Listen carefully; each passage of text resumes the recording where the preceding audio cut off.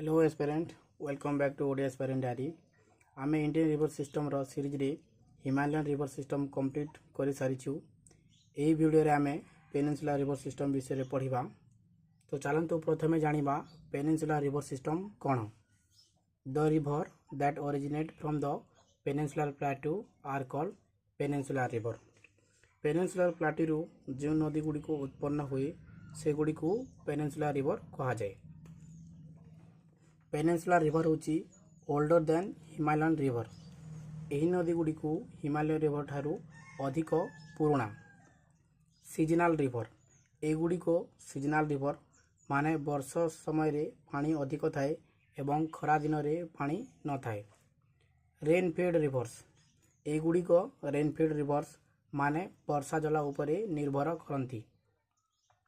Fixed course एमान को fixed course थाए।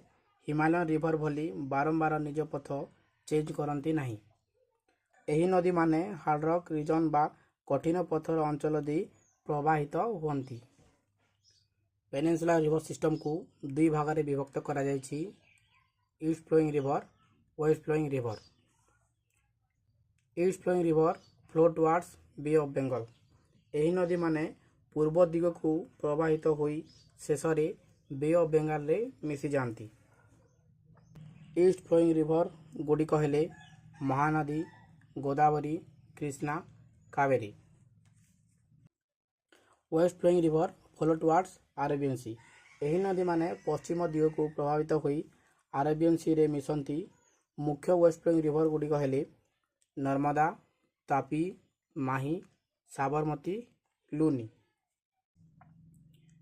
एबे आसंतु ईस्ट फ्लोइंग रिवर को ट्रिक सहित केमिति मन रखिबा। तो ट्रिकटा है गोविंदा और कृष्णा ने महान करीना को दमदार एक्टिंग सिखाई। गोविंदा रे गोदावरी, कृष्णा रे कृष्णा, महान रे महानदी, करीना रे कावेरी, दमदार रे दामोदर। यही ट्रिक रे आपण ईस्ट फ्लोइंग रिवर को इजिली मन रखी पारिबे। एबे आसंतु वेस्ट फ्लोइंग रिवर को आमे ट्रिक सहित केमिति मन रखिबा। तो ट्रिक है सब लोग माही के घर नमकीन और ताजी चाय पीने गए। माइंड रे विजुलाइज करंतु कि समस्ते माही के घर को नमकीन एवं ताजी चाय पीवा को गले।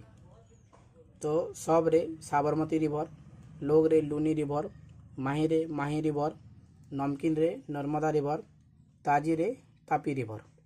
यही ट्रिक रे आपण वेस्ट फ्लोइंग रिवर को इजिली मन रखी पारिबे। एबे आसंतु ईस्ट फ्लोइंग एवं वेस्ट फ्लोइंग रिवर को डिफरेंस सहित पढ़िबा। East flowing river Bay of Bengal रे मिसंती।